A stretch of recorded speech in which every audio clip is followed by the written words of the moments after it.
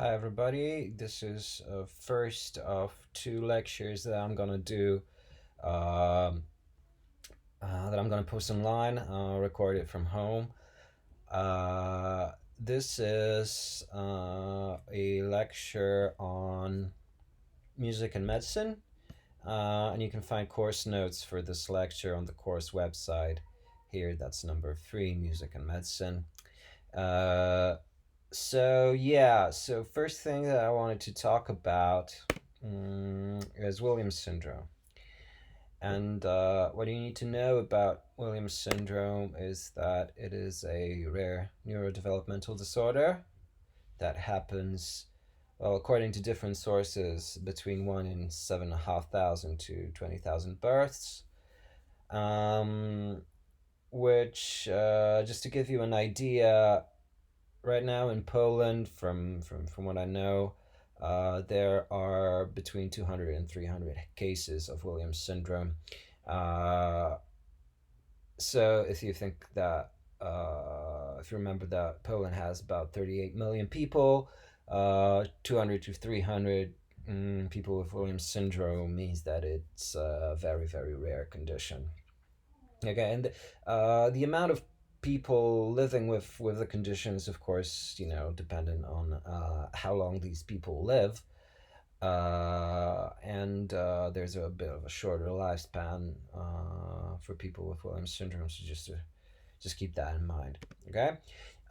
It has a genetic origin. This disorder, it's a deletion of about 25 genes in chromosome 7. So we know exactly what the deletions are, and there are genetic tests that can confirm Williams syndrome. And what are the symptoms? Well, from a medical standpoint, most important are heart defects and unusual facial features. These people have a very, very specific elfin appearance to them. And there is developmental delay, but strong language features, and I'll get back to that in just a minute. And they also fail to gain weight in infancy, and have low muscle tone. And these physiological features are accompanied by psychological symptoms as well. So overall development, psychological development, is delayed in kids with Williams syndrome. Intelligence is generally lower than average, and if you look at various studies, the mean IQ is about 70, but with quite a bit of variability. Uh, so you might potentially find kids that score as low as 40. Just to give you an idea, if you don't know how intelligence quotient is measured, 100 in that scale means that it's average intelligence. So in any given population, intelligence score of 100 means that it's an average score for the population. And every 15 points is one standard deviation from that mean. So, um, statistically, intelligence quotients from 85 to 115 mean that are considered mean, like, average intelligence. Everything over 115 is considered above average, and everything below 85 is considered below average. And it's just a statistical measure, and those intelligence tests are calibrated in the way that to allow this to work. So from all that, you can gather that average IQ score for children with Williams syndrome is a bit lower. 70 means that they're generally below average, with some of those kids needing special education, special treatment. But then there are also kids with average intelligence.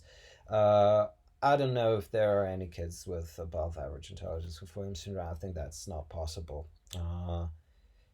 Yeah, and you might wonder why I'm referring to kids, well, that's just because there are a lot of kids with Williams syndrome and not a lot of adults with Williams syndrome, and that's because of the shorter lifespan. Okay, and these intellectual deficits seem to be very, very specific. So these are deficits in visual, spatial, and motor skills. And just to give you an idea, what intellectual deficits in motor skills might mean, adults with Williams syndrome often cannot complete a six-piece children's puzzle. So it's like a trivial task that adults with this condition struggle with. So this is the amount of deficit, intellectual, psychological deficit that happens in Williams syndrome. But then what's also very, very interesting is that other areas of psychological function are mostly intact, and I'll get back to that in just a second. A lot of kids with Williams syndrome suffer from higher anxiety levels, so they often develop phobias and other anxiety disorders, various things connected with hypersensitivity, which is very, very common in those children. One of the comorbidities is ADHD. Whether you believe that this disease actually exists or not, it's often diagnosed with children with Williams syndrome. And if you don't know what I'm talking about, then just look up ADHD and read an article on Wikipedia, because it has become a quite a controversial topic of late. Okay, so what else? Language skills are delayed in semantics, morphology, and phonology, but not in vocabulary. What that means is that with in Williams syndrome, you see this pattern of general developmental delay in language, so that, for example, the kids with Williams syndrome often say things that are not that correct in a grammatical sense. They build sentences in a very specific, incorrect way, but then they have a very, very huge dictionary of words that they know. And For example, if you give them a simple task like name a couple of animals, you get the idea of what a normal child, like a healthy child, would say to that task. But a child with Williams syndrome will say something like koala, saber-toothed cat, vulture, unicorn, sea lion, yak, ibex, and brontosaurus. And this is very, very specific, very typical of Williams syndrome to use words that seem strange or very, very kind of rare to healthy people. Okay. Uh, and what's also very, very specific of Williams syndrome is a lack of social inhibition, and they are very friendly, these kids, and they don't have what other kids without any developmental disorders. They are kind of untrusty a lot of times, especially to strangers. This is not the case with Williams syndrome, and that leads to various other problems that are a result of that. But why focus on Williams syndrome here? Because these kids have phenomenal musical ability. Okay, so what happens with Williams syndrome is that kids with Williams syndrome often have perfect pitch. Well, not all of them, but a lot of them have, and if you look at statistics, it's very, very common. It's relatively more common in Williams syndrome than in the normal population, as well as they have a strong sense of rhythm, and a lot of kids like to play drums or like to play other musical instruments. and they have the ability to produce polyrhythms without training, which is a very, very hard thing to do for most of us.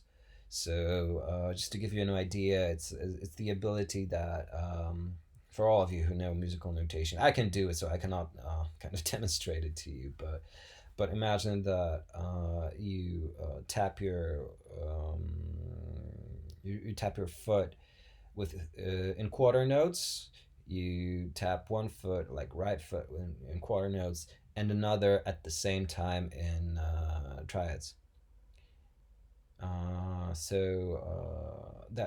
a very hard thing to do for a skilled drummer, and a lot of kids with Williams syndrome do it without any obvious training. Okay, so that's one of the examples of diseases that have, obviously these are genetic problems, genetic conditions that in their one of the symptoms of a disease is a specific type of disturbance that's connected to music. So it seems that one of the results of a genetic condition such as Williams syndrome are specific changes in brain structure and function that enables them to have these phenomenal musical abilities. And if you're interested in that, I highly recommend that you just watch a couple of movies on a couple of videos on YouTube that show you just how amazingly talented kids with Williams syndrome can be. And if you think about that, and if you think about other kids with various developmental problems, then it becomes apparent that there is something very special with Williams syndrome that's connected to music. Okay, another thing that I wanted to cover when it comes to links of music and medicine are various neurological disorders that manifest themselves in musical functioning. And there's a very famous book called Musicophilia by a late physician neurologist called Oliver Sacks, and you probably know that guy already. I can highly recommend that book to you. It's a very fascinating, very interesting book about how music relates to, well, maybe, let me put it differently, how brain disorders can manifest themselves in various musical disturbances or musical symptoms, music related symptoms. So, just to give you an idea of what's inside that book, I'm just going to talk very briefly about a couple of case studies that were done on people with strange or extraordinary musical symptoms that were related to neurological disorders. And the first case study, this book opens with this case study of a guy called Tony Sikoria. He was a small town surgeon, 42 years old, and one day he was hit by a lightning. And believe it or not, these things happen. These things happen quite a lot.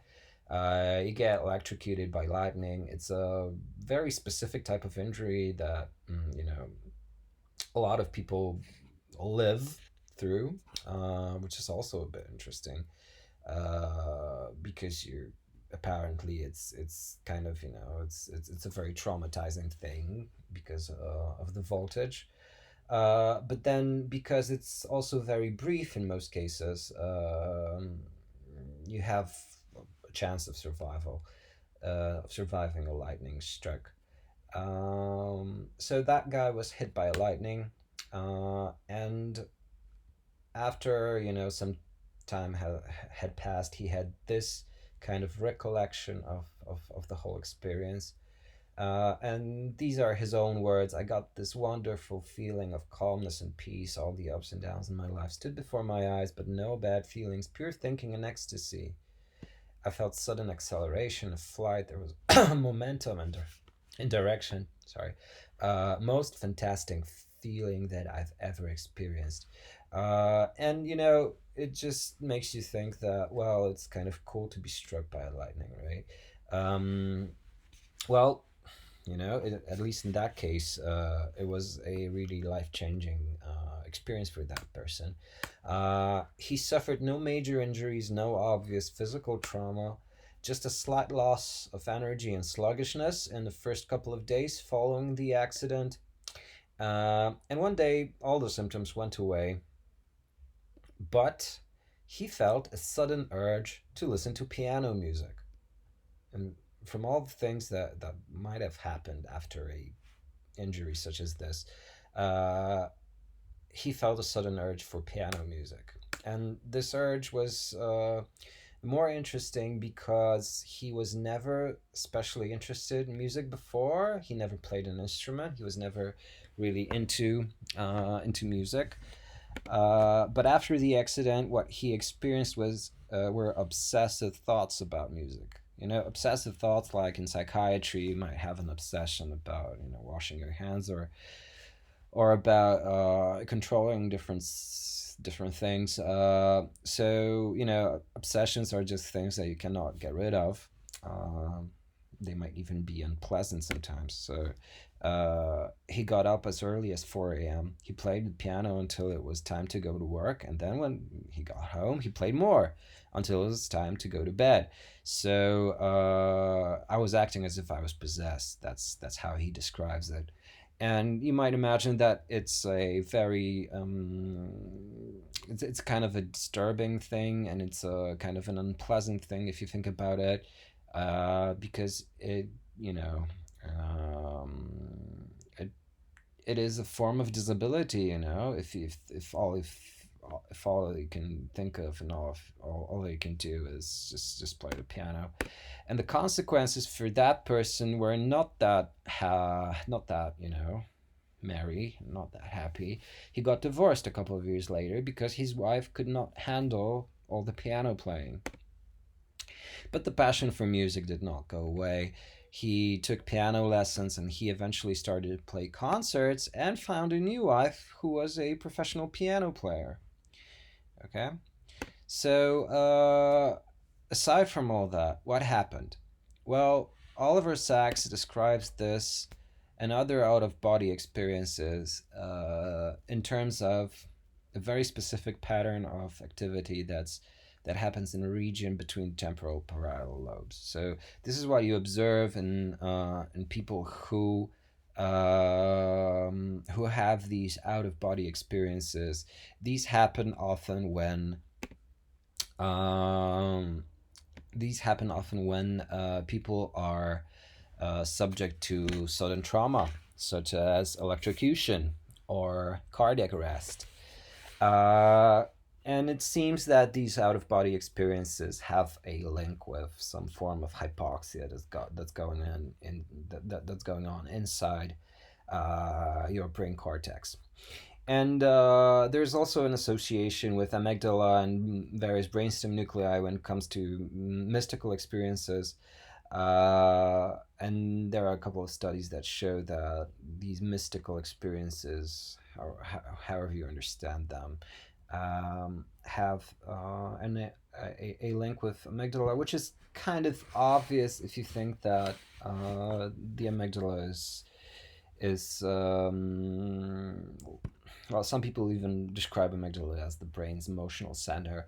I would not go so far as to call it the emotion center of the brain, but it obviously has to do with intense emotions.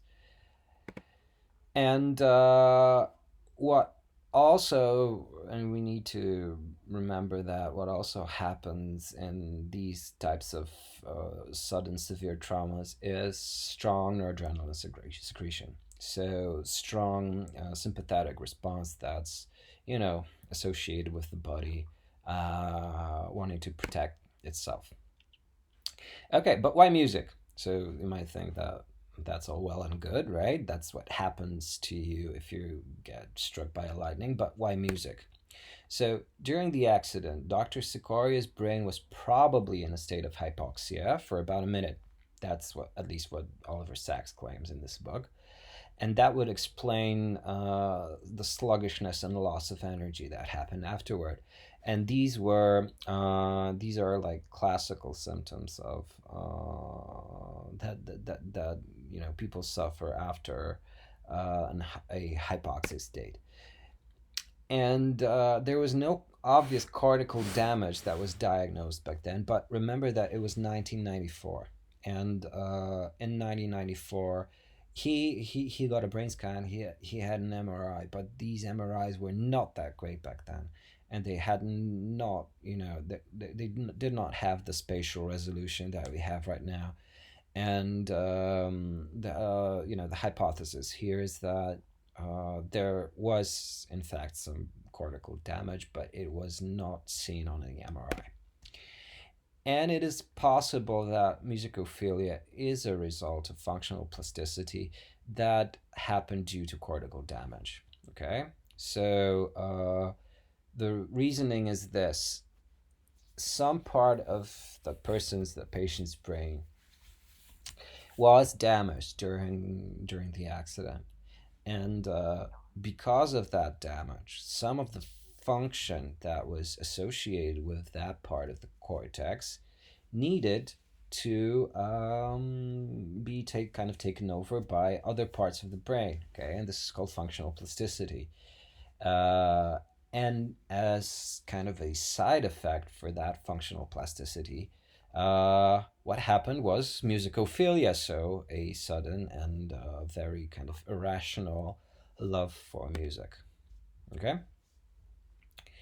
And there are a couple of cases of similar to that.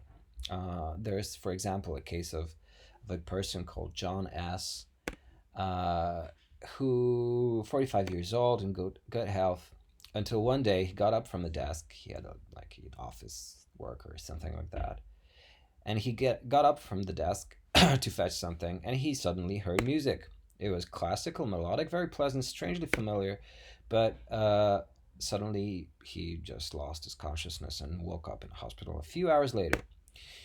And during medical examination, he heard the same music again. And as you probably might gather from the title, what was the reason for that music is what's called a aura of an epileptic episode. Okay, so what he was eventually diagnosed with, that person, was temporal epilepsy, and because it was the epileptic discharges, or how you're going to call them, they were happening in the temporal lobes, and that's coincidentally the place where the auditory cortex is also situated, right? So it makes sense for these types of musical hallucinations, in fact, are very, it makes sense for people with temporal epilepsy to suffer musical hallucinations. All right. Another case of musical epilepsy was a patient named Eric Markovitz, who had a non-malignant tumor in the temporal lobe, again, temporal lobe. And he was operated for that tumor. It turned out it's a non-malignant tumor, but it relapsed after 10 years.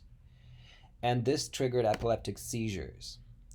And what's interesting here is that the patient did not lose consciousness during seizures. He only experienced severe musical hallucinations. And again, this music seemed familiar but could not be precisely described. So it's another case, another example of an epileptic seizure that kind of manifested itself with musical hallucinations, and it was because of a tumor that grew in the temporal lobe of the patient. Okay. Another example of epilepsy, this time triggered by music, is a famous case famous cases described by a physician called Critchley, and he described 11 cases of seizures triggered by musical stimuli. One of the most famous is the case of a radio operator on a ship who had seizures when he heard brass instruments. And these seizures were so severe that he needed to change his workplace to trade ships where there was no orchestra, because it was the 30s, and in the 30s every passenger ship had an orchestra playing, right? Because people needed to do something, so they attended parties with a dance orchestra. And this radio operator, as soon as he heard brass instruments, had a seizure, which is interesting because he was not kind of, he was not influenced by other types of instruments. Okay, only brass instruments. So it makes you think that maybe it's about the timbre. Okay. Another patient that was only sensitive to the note G sharp, so probably sensitive to a very, very specific frequency that triggered the epileptic seizure. Another famous case, the case of Nikonov. He was a Russian music critic in the late 19th century. He had an epileptic seizure during an opera performance, and these seizures became very frequent, and they were triggered only by music. And that person was very famous in Russia back then, and he famously needed to change his profession and anecdotally walk the streets of St. Petersburg with earplugs. Okay. uh, and what's most probably the funniest of them all is what's known as the case of Bow Church. uh, It was a case of a male, 32 years old, who was losing his consciousness every day at 8:59 p.m. while listening to the radio. And what turns out is that the person had epileptic seizures that were triggered by the sound of the bells of Bow Church. And if you know England, that this is the church that the bells of that church are played each day at 8:59 on BBC Radio to signal 9 p.m.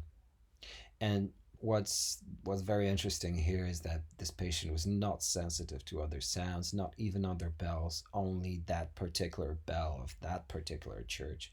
So it's probably, I would say, it's probably a very, very specific pattern of activity in the auditory cortex that was triggering the epileptic seizure. Okay. And I don't know if you remember, but we talked about this already. So there are particular neurons inside the auditory cortex that are sensitive to different sequences of frequencies, and this is probably what happened here as well, right? So there was a specific part of that person's brain that was very sensitive to a specific order of frequencies that was associated with the specific acoustical wave of the bells of Bow Church. All right. So this is just a couple of examples taken from the book. Again, just show you this. Taken from the book Musicophilia: Tales of Music and the Brain. And I highly recommend that you all take a look at this book, especially if you're interested in neurology, and other books by Oliver Sacks as well. All right? So that's it for today. Thanks, and be sure to watch another episode when we talk a bit about music therapy. Thanks.